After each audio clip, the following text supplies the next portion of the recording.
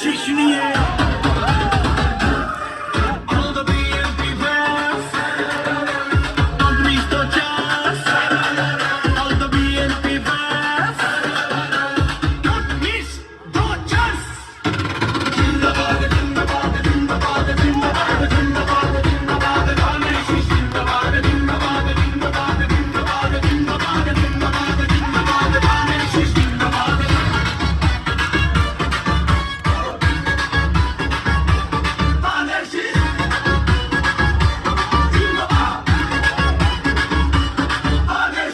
সকালে ভোট কেন্দ্র খুলে যাবে, যখন হাতে ব্যালট পেপার পাবে, সিলটা তুমি ঠিক জায়গায় মারবে, ধানের শীষ মার্কা তখনই জিতে যাবে।